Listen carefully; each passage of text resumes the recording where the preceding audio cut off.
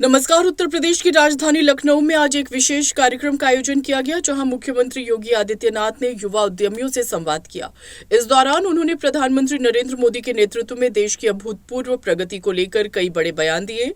CM योगी ने कहा, हमारे लिए ये सौभाग्य की बात है कि बीते 10 वर्षों में प्रधानमंत्री मोदी के नेतृत्व और मार्गदर्शन में देश में एक नया कीर्तिमान स्थापित किया है। पहली बार देश की आस्था को सम्मान मिला है। 500 वर्षों का इंतजार खत्म हुआ और अब हर भक्त अयोध्या जाकर भगवान श्री राम के दर्शन कर सकता है। योगी आदित्यनाथ ने अयोध्या में भक्तों की संख्या को लेकर एक चौंकाने वाला आंकड़ा भी पेश किया। उन्होंने बताया कि 2016-17 में जब उत्तर प्रदेश में भाजपा की सरकार नहीं थी, तब केवल 2,35,000 श्रद्धालु अयोध्या जाते थे, लेकिन 2024 में यह आंकड़ा बढ़कर 14 से 15 करोड़ तक पहुंच गया है। ये दर्शाता है कि कैसे अयोध्या अब देश ही नहीं बल्कि दुनिया भर में आस्था का प्रमुख केंद्र बन चुकी है। कार्यक्रम के दौरान मुख्यमंत्री ने युवा उद्यमियों को प्रेरित करते हुए कहा कि भारत का भविष्य इनोवेशन और स्टार्टअप्स पर निर्भर करता है। उन्होंने यूपी में स्टार्टअप संस्कृति को बढ़ावा देने के लिए सरकार की विभिन्न योजनाओं का भी जिक्र किया। सीएम योगी ने इस दौरान देश की आर्थिक मजबूती, सांस्कृतिक पुनर्जागरण और युवाओं के लिए अवसरों की वृद्धि पर भी जोर दिया। उन्होंने कहा कि भारत, विशेषकर उत्तर प्रदेश, अब उद्योगों और स्टार्टअप्स के लिए एक नया हब बन रहा है। ऐसे युवा उद्यमी से अभिनंदन लोढ़ा जी और उनकी पूरी टीम का मैं उत्तर प्रदेश आगमन पर हृदय से स्वागत करता हूं।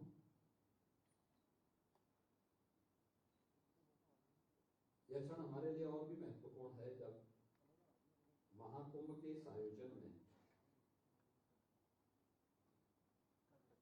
जो अब तक दुनिया का सबसे बड़ा आध्यात्मिक और सांस्कृतिक आयोजन बन चुका है। अब तक 53 करोड़ श्रद्धालु जन मां गंगा, मां यमुना और मां सरस्वती की त्रिवेणी में आस्था की पावन डुबकी लगा चुके हैं और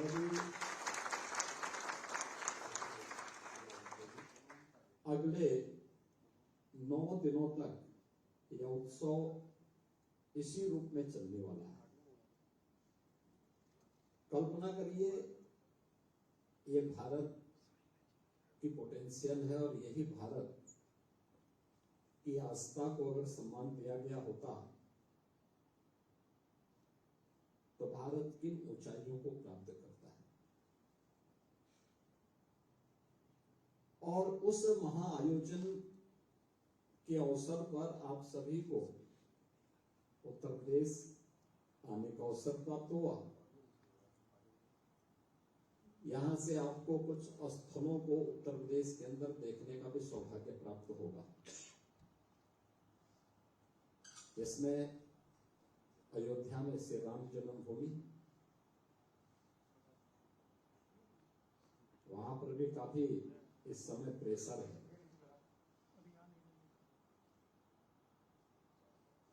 वहां से प्रयागराज और उसके बाद काशी,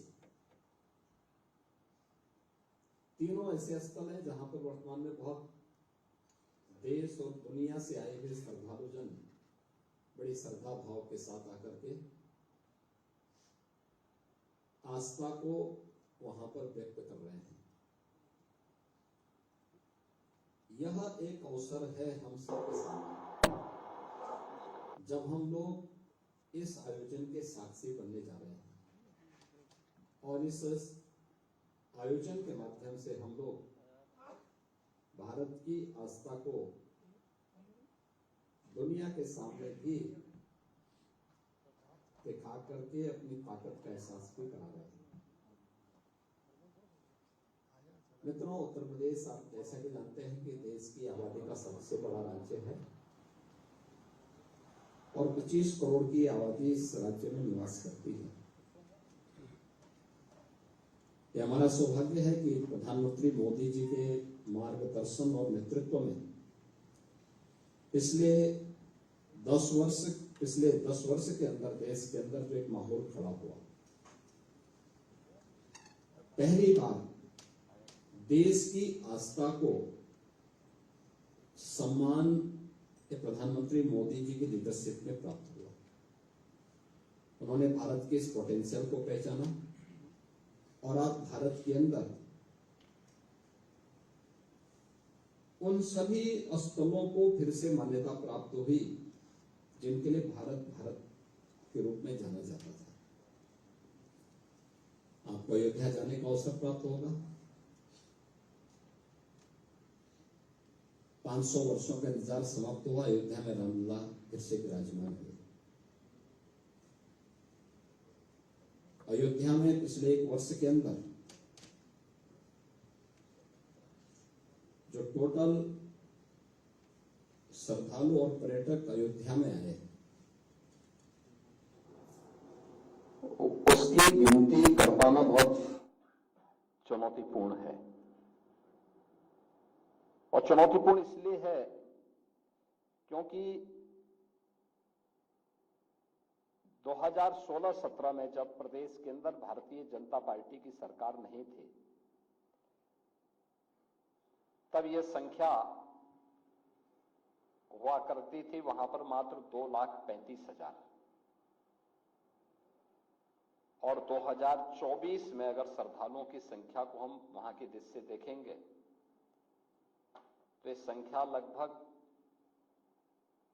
14 से 15 करोड़ से अधिक श्रद्धालु अकेले अयोध्या धाम में आए।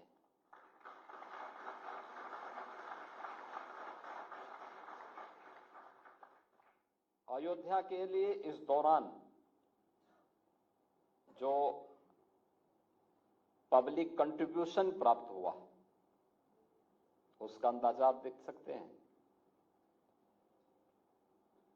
कि उन्होंने अयोध्या के विकास के लिए, जैसे राम जन्मभूमि न्यास के लिए पब्लिक ने जो कंट्रीब्यूशन किया, श्रद्धालु जनों की सुविधा के लिए, जो कुछ भी वहां पर वर्तमान में हो रहा है, सभी श्रद्धालु जनों के द्वारा किए गए कंट्रीब्यूशन का ही परिणाम है। ऐसे ही काशी में, काशी विश्वनाथ धाम बनने के पहले श्रद्धालुओं की संख्या काफी कम थी और आज उनकी संख्या बढ़ करके काफी ज्यादा हो चुकी है। मैं परसों काशी में था और मुझे ये बताने में कोई संकोच नहीं, जब भी मैं काशी वासियों से वहां बात कर रहा था, उन सब ने इस बात को कहा। उन्होंने कहा, साहब हमने अपने जीवन में कभी भी इतनी भीड़ काशी में कभी नहीं देखी जो पिछले 1.5 महीने से हम देख रहे हैं।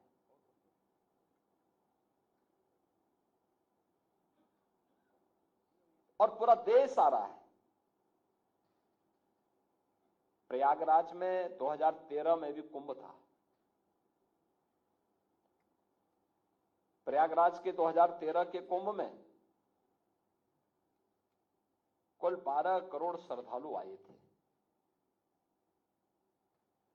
आयोजन 55 दिन का था। 2019 को अर्ध कुंभ था, उसे हमने कुंभ के रूप में, प्रयागराज कुंभ के रूप में आयोजित किया था। उस अवसर पर प्रयागराज में श्रद्धालु जन और पर्यटक आए थे लगभग 24 करोड़। और इस बार अभी तक प्रयागराज महाकुंभ की दृष्टि से अगर हम देखेंगे तो अब 45 यानी कुल 45 दिन के इस आयोजन में 36 दिन हो चुके हैं। अब मात्र 9 दिन बाकी हैं।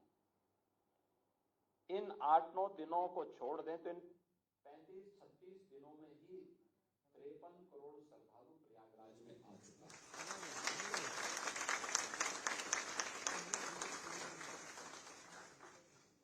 और कितने बड़े स्केल में, यानी इन 35 दिनों के अंदर 700 से अधिक तो यानी रूटीन की फ्लाइट वहां 40 हैं प्रयागराज के लिए, वो चली रही हैं। 700 से अधिक नए वहां पर इस दौरान चार्टर्ड उतरे हैं। प्रतिदिन सैकड़ों मेला स्पेशल के रूप में रेलवे को ट्रेन चलानी पड़ रही है। 14,000 परिवहन निगम की बसेज का बेड़ा उत्तर प्रदेश सरकार के पास है, ये भी चल रही है। 28, 29 और 30 में मात्र इन 3 दिनों में प्रयागराज में 15 करोड़ से अधिक श्रद्धालुओं ने आस्था की डुबकी वहां लगाई। 5 करोड़ से अधिक, लगभग 5.5 करोड़ श्रद्धालु आए थे 28 जनवरी को। 8 करोड़ के आसपास श्रद्धालु आए थे 29 जनवरी को और 2.5 करोड़ श्रद्धालु आए थे 30 जनवरी को।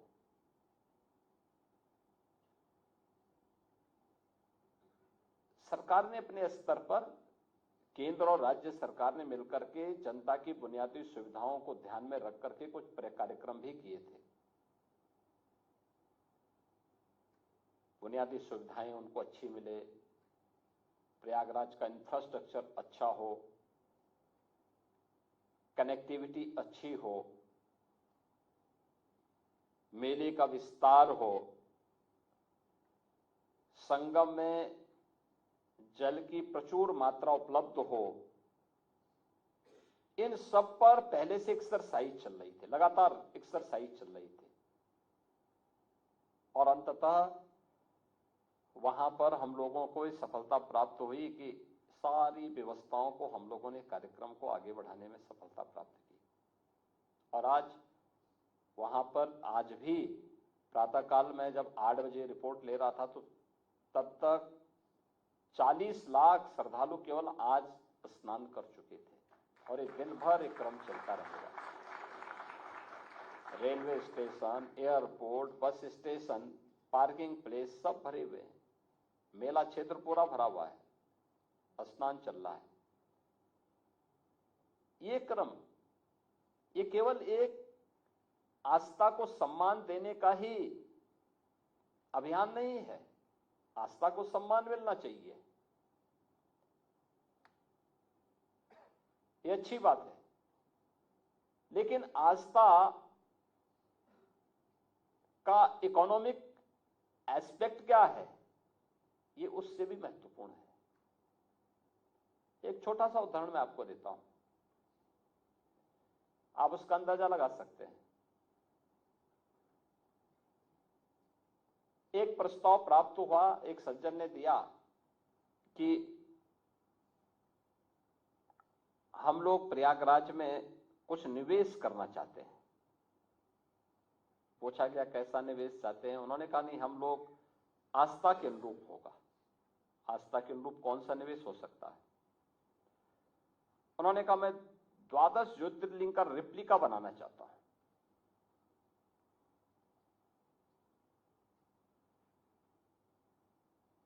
तो उन्होंने अपना एक मॉडल दिखाया कि हम इस रूप में करना चाहेंगे। तो उनसे कहा गया कि भाई ठीक है, आप एक काम करिए कि जितना भी रॉ मटेरियल है,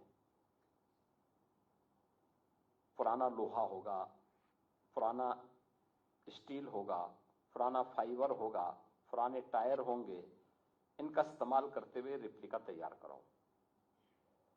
उन्होंने लैंड की मांग की। उन्होंने कहा आप हमें लैंड दे दीजिए, पैसा मैं लगाऊंगा और प्रॉफिट 50-50% हो जाएगा।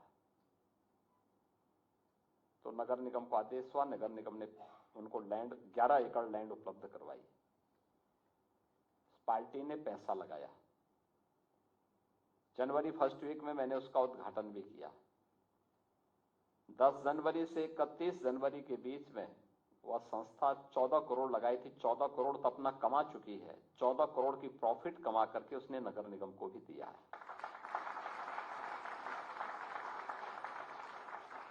आप तो सभी उद्यमी हैं, मैं पूछना चाहूंगा कि कोई निवेश आज के दिन पे ऐसा है क्या जहां पे आप जो मूल पूंजी लगाएंगे वो मूल पूंजी के साथ साथ उतना अतिरिक्त प्रॉफिट कमा करके वह आपको, यानी वो प्रोजेक्ट मात्र 21 दिन में उतना पैसा कमा ले। लेकिन ये स्पिरिचुअल टूरिज्म में संभव है और ये प्रयागराज में एक जगह में हुआ है। ऐसे ही लाखों लोगों को कार्य मिला है, उनकी आमदनी बढ़ी है और यह आमदनी अल्टीमेटली यूपी की आमदनी के साथ बढ़ने जा रही है।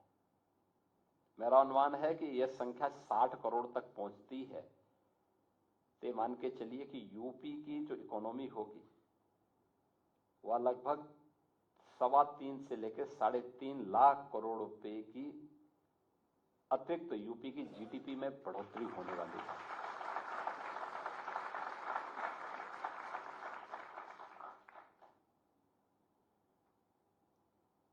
हमने आस्था को केवल ये मान लिया कि इस पे कोई ताकत नहीं है, उसका दुष्परिणाम हमें भुगतना पड़ा। हम भारतीयों के मन में गुलामी के कालखंड में जो ये बात डाल दी गई कि जो भारतीय है वह कमतर करके उसको आंको, उसको महत्वहीन कर दो, उसकी कोई महत्व नहीं है, ये जो बात समझाई गई उसका दुष्परिणाम हम भुगत रहे हैं। हमें ये बताया गया कि जो भारत का है इसका महत्व नहीं है और जो भारत के बाहर का है उसका महत्व है, तो दुष्परिणाम भी हमारे सामने थे। मोदी जी ने पहली बार इस बात का एहसास कराया भारतवासियों को, नहीं, हमें एक भारतीय के रूप में भारत से जुड़े हुए जीवन मूल्यों को, भारत की आस्था को, भारत के प्रोडक्ट को हम महत्व देकर के स्वयं की महत्ता को बढ़ा सकते हैं। हम दूसरों की उपलब्धियों पर गौरव की अनुभूति करने की बजाय अपनी स्वयं की पूर्वजों की विरासत पर अगर हम गौरव की अनुभूति करेंगे तो हम दुनिया को बहुत कुछ दे पाएंगे। और आज प्रयागराज वही कर रहा है। प्रयागराज ने बताया है कि हमारे पास क्या स्केल है, क्या पोटेंशियल है। यह महाकुंभ प्रयागराज बता रहा है, काशी बता रही है, अयोध्या बता रहा है। कितने लोगों को रोजगार मिल रहा है, कितने लोगों की आमदनी को कई गुना बढ़ाने में मदद मिली है। कितना बृहद आयोजन बनकर के पूरा आयोजन आज देश और दुनिया को अपनी ओर आकर्षित कर रहा है। और ये जो एक पक्ष है इसका, इस पक्ष को हमने माना होता तो विदेशी सामानों से जो कभी भारत की मार्केट और बाजार भरे पड़े होते थे, ये नहीं होते। याद करना, हमने आदरणीय प्रधानमंत्री जी की प्रेरणा से 2018 में उत्तर प्रदेश के अंदर एक योजना लागू की, उसका नाम था वन डिस्ट्रिक्ट वन प्रोडक्ट का। ये उत्तर प्रदेश के अंदर परंपरागत एमएसएमई सेक्टर के प्रोडक्ट को हम लोगों ने मैपिंग की थी और फिर हर जिले के लिए एक प्रोडक्ट को आइडेंटिफाई किया। उसका नाम हमने वन डिस्ट्रिक्ट वन प्रोडक्ट रखा। हमने उसमें डिजाइनिंग में, हमने उसे पैकेजिंग में, हमने उसे टेक्नोलॉजी में, हमने उसको मार्केटिंग में मदद की। हमारा एक्सपोर्ट बढ़ा। यूपी ने देश को एक नया ब्रांड दे दिया।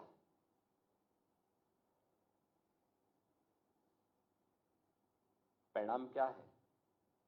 लाखों लोगों को हमने रोजगार देने में हमें सफलता प्राप्त हुई। दीपावली, होली, विजयादशमी और अन्य पर्वों और त्योहारों में जो पहले गिफ्ट चीन से आए हुए प्रोडक्ट से यहां की मार्केट भरी होती थी, आज वो सब समाप्त। आज वन डिस्ट्रिक्ट वन प्रोडक्ट का ही जो हमारा प्रोडक्ट है वही लोग गिफ्ट में देते हैं और हर व्यक्ति अपने घर में उसको रखने के गौरव की अनुभूति भी करता है।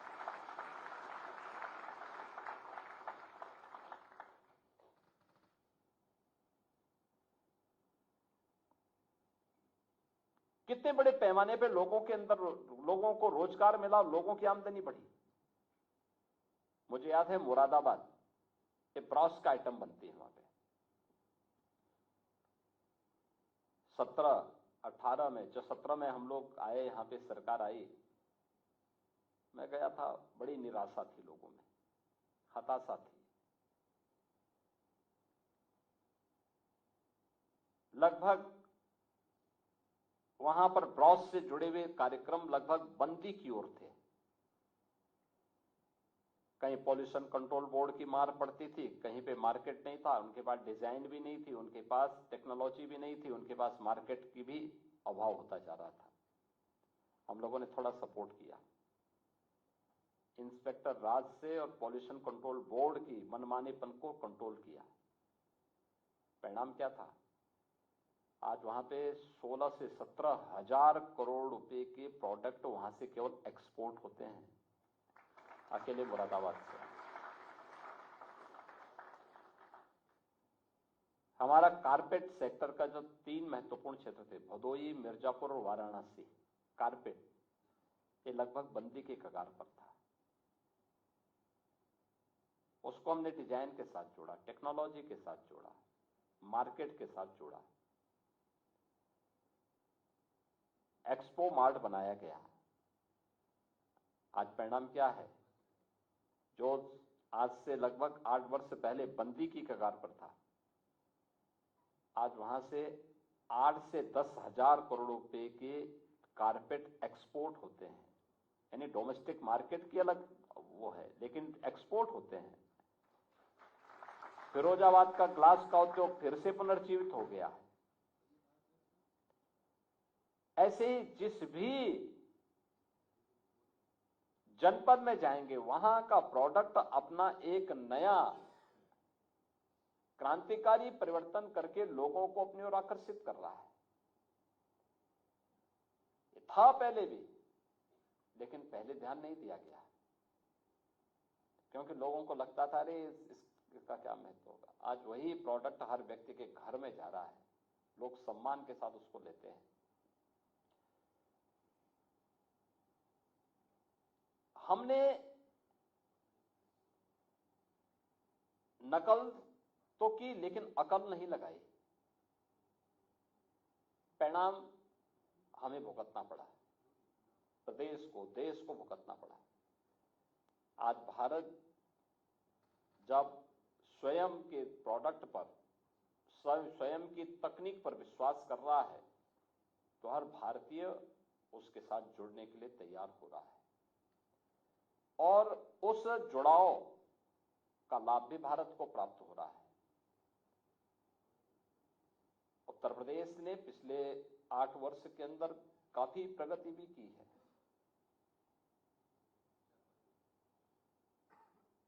उत्तर प्रदेश के परसेप्शन को, उत्तर प्रदेश में आ रहे निवेश के प्रस्तावों को, उत्तर प्रदेश के अंदर सुरक्षा के साथ साथ कानून व्यवस्था की बेहतरीन स्थिति को, इसके साथ जोड़ के आप देख सकते हैं। उत्तर प्रदेश ने इस दौरान अनेक रिफॉर्म भी किए। जो प्रधानमंत्री मोदी जी की जो अपेक्षाएं थी, उस पर खरा उतरने के लिए हर वह कदम उत्तर प्रदेश ने उठाए। टेक्नोलॉजी का उपयोग भी किया।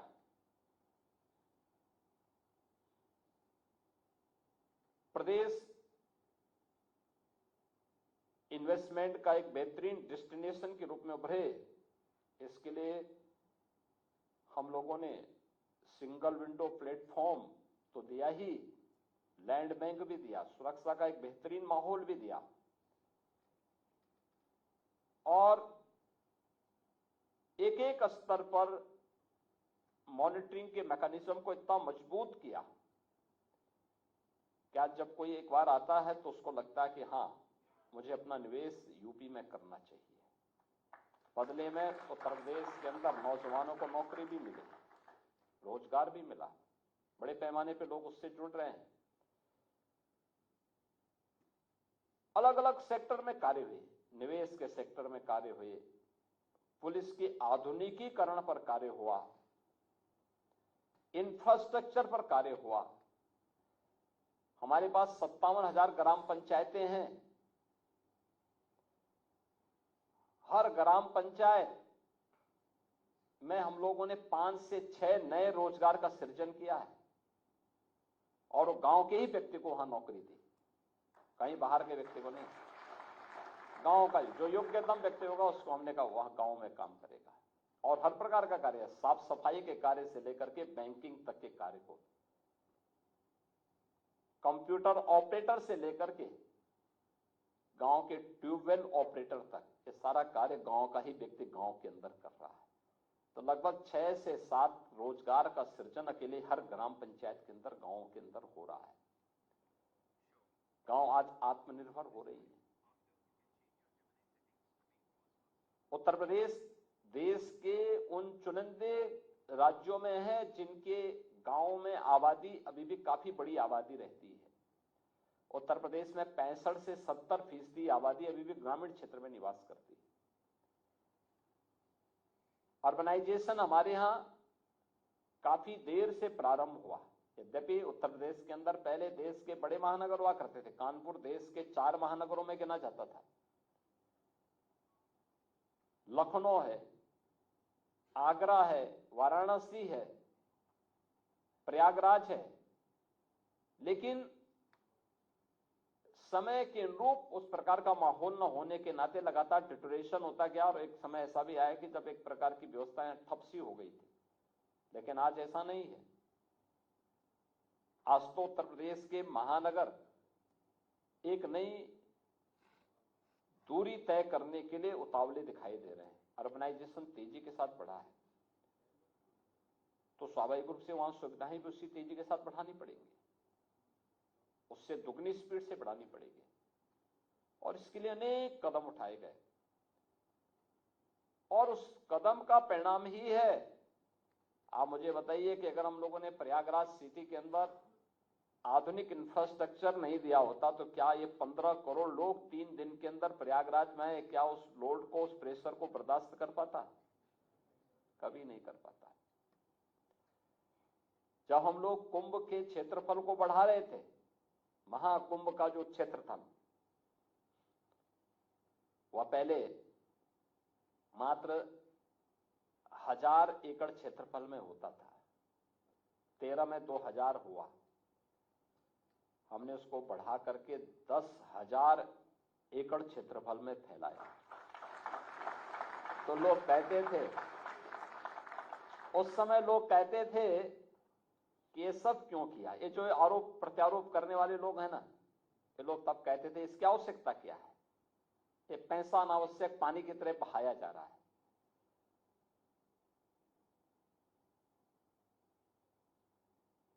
ऐसा क्यों सरकार कर रही है?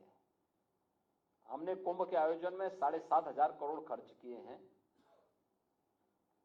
लेकिन ये 7,500 करोड़ वह है जो इंफ्रास्ट्रक्चर पर खर्च हुआ है। खासतौर पर प्रयागराज में 14 नए फ्लाईओवर बने, 6 अंडरपास बने, 200 से अधिक सड़कों के चौड़ीकरण का कार्य हुआ, नए कॉरिडोर बनाए गए, रेलवे स्टेशन का विस्तारीकरण हुआ, एयरपोर्ट के नए टर्मिनल का विस्तारीकरण वहां पे किया गया और भी अन्य नए घाट का निर्माण हुआ। इन सब पे ज्यादा खर्च हुआ। कुंभ मेले की व्यवस्था की दृष्टि से कुल 1500 करोड़ रुपए हमने रखे थे और वह कार्यक्रम हमारा उस रूप में आगे बढ़ा। आज वही लोग कहते हैं साहब आपने इतने कम जगह, जब भीड़ इतनी ज्यादा आ रही थी तो इतने कम जगह पे क्यों ये आयोजन किया है। हमने कहा पहले तुम लोग तो 1000 करोड़ में ही संतुष्ट थे, हमने तो तुम्हारे सोच से भी 10 गुना आगे बढ़ा के 10,000 एकड़ में किया है।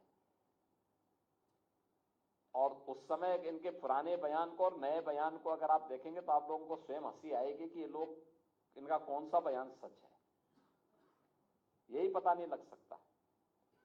आप मुझे बताइए, आप तो सभी उद्यमी हैं, अगर राज्य की तरफ से या केंद्र और राज्य सरकार की तरफ से मिलकर के 7,500 करोड़ रुपए हम उसमें इंफ्रास्ट्रक्चर को भी जोड़ लें, खर्च करके अगर इकोनॉमी में 3 लाख से 3.5 लाख करोड़ रुपए की अतिरिक्त वृद्धि हो सकती हो तो कौन सा सौदा सही है? आप मुझे बताइए ना। आप तो नहीं, आप तो निवेश के अच्छे जानकार हैं।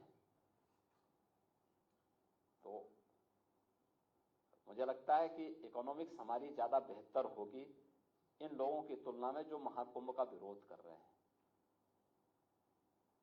और ये सभी कार्यक्रम इसी गति से आगे बढ़ेंगे। आप मानकर के चलिए कि जो एहसास आपको अयोध्या में होगा, अयोध्या में भी हम लोगों ने इंफ्रास्ट्रक्चर को डबल इंजन की सरकार प्रधानमंत्री मोदी जी के नेतृत्व में उसी रूप में हमने किया। आज के दिन पे आप जाएंगे, प्रयागराज हो, काशी हो, अयोध्या हो, गोरखपुर हो, चित्रकूट हो, नेमिस हो, इस सभी जगह हम लोगों ने इसी प्रकार का इंफ्रास्ट्रक्चर दिया है, बेहतरीन इंफ्रास्ट्रक्चर दिया है। हम लोग अयोध्या की सड़कों को जब चौड़ीकरण कर रहे थे, विरोध करने वाले तब भी विरोध करते थे।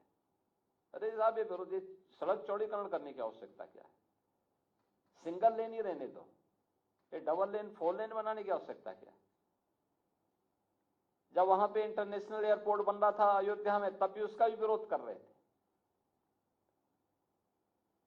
काशी विश्वनाथ धाम बन रहा था प्रयाग काशी में, तो उसका भी विरोध कर रहे थे। तो इन लोगों का काम विरोध करना है, लेकिन उस विरोध के बीच से रास्ता निकाल करके पहले से ही एक दूरगामी सोच के साथ जब सरकार कार्य करती है तब परिणाम आता है। लेकिन उसके लिए एक दृढ़ इच्छा शक्ति के साथ निर्णय लेने की आवश्यकता है, और निर्णय लिए, रिजल्ट आज सामने आ गए। अयोध्या में आप मुझे बताइए, 1 वर्ष में 700 करोड़ रुपए का चढ़ावा अकेले मंदिर में आया, राम जन्मभूमि ट्रस्ट में। अब इन लोगों को यह भी बुरा लगेगा।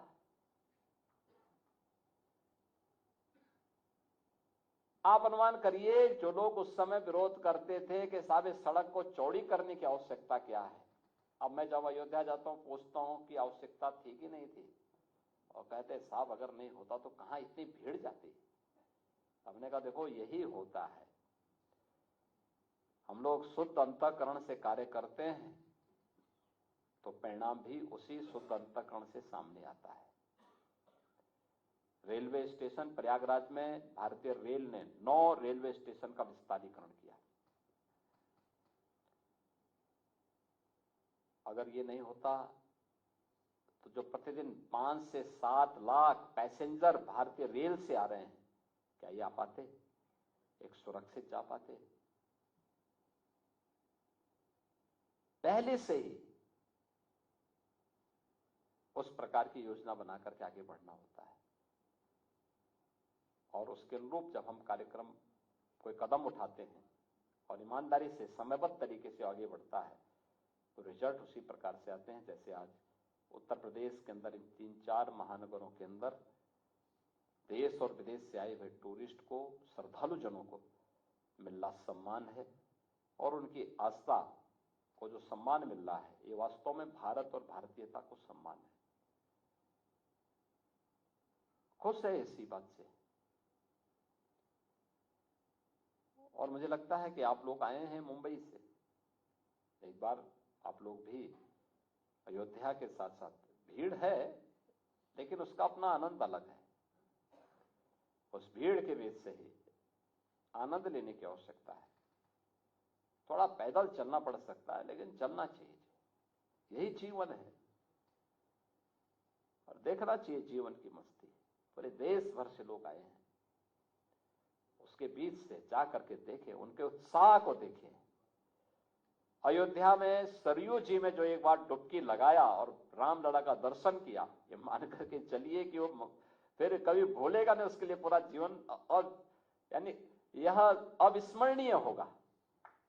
और ऐसे ही प्रयागराज में, ऐसे ही प्रयागराज में श्रद्धालु कहीं से भी आ रहा है, एक बार उसने संगम में डुबकी क्या लगाई, जन्म और जीवन दोनों को लेकर के वह धन्य हो जा रहा है। उसके मुंह से बरबस हर हर गंगे का निकल करके वह अपने आप को धन्य धन्य समझ रहा है।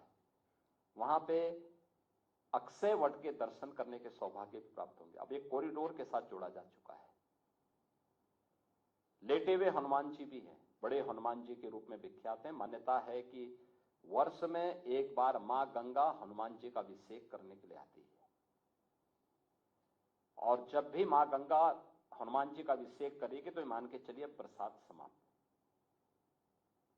उसके बाद जल कम होने लगता है पूरा प्रयागराज में, और हर वर्ष होता है।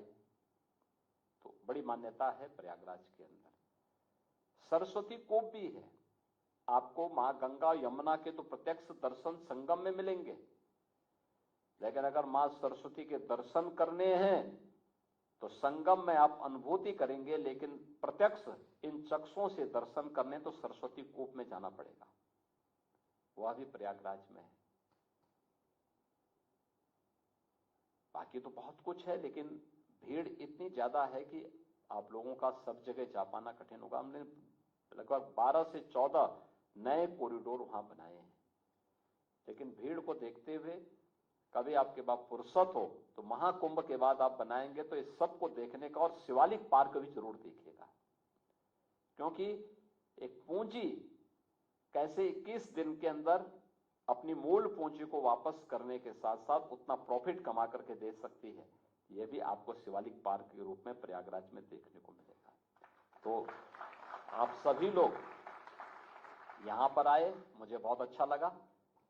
मैं अभिनंदन जी का और आप सबका हृदय से स्वागत करता हूं और विश्वास करता हूं कि आपकी यात्रा आपके लिए स्मरणीय बनेगी, और इस पूरे कार्यक्रम के प्रति मैं आप सबको हृदय से अपनी शुभकामनाएं देता हूं। धन्यवाद। जय हिंद।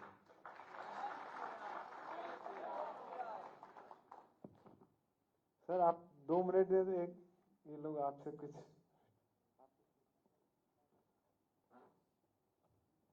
एक नम्र निवेदन है।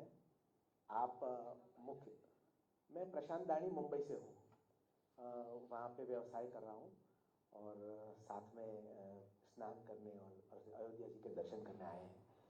आप मुख्यमंत्री के अलावा गोरक्ष पीठाधीश्वर भी हैं, आपके श्री चरणों में प्रणाम करता हूँ, और हम सबको महाकुंभ में स्नान का और अयोध्या जी का और काशी जी का अगर महात्म्य आप धार्मिक और आध्यात्मिक समझाएं तो बड़ी कृपा होगी महाराज जी। देखिए, प्रयाग की अपनी महत्ता है। प्राचीन काल से ही भारत की आध्यात्मिक भूमि के रूप में प्रयागराज की महत्ता रही है। मां गंगा, यमुना और सरस्वती की त्रिवेणी प्राचीन काल से वहां पर है, और भगवान राम जब वनवास कालखंड में जाते हैं तो पहला दर्शन उनको वहां पे महर्षि भारद्वाज का होता है। इस पूरे कार्यक्रम में युवा उद्यमियों ने अपनी स्टार्टअप यात्रा और चुनौतियों पर चर्चा की। सीएम योगी ने उनकी समस्याओं को गंभीरता से सुना और भरोसा दिलाया कि राज्य सरकार हर संभव मदद के लिए तैयार है। अब सवाल ये उठता है कि क्या उत्तर प्रदेश भारत का सबसे बड़ा स्टार्टअप हब बन सकता है? क्या योगी सरकार के ये प्रयास युवा उद्यमियों को नई ऊंचाइयों तक पहुंचा पाएंगे? आपका इस पर क्या विचार है? हमें कमेंट में जरूर बताएं।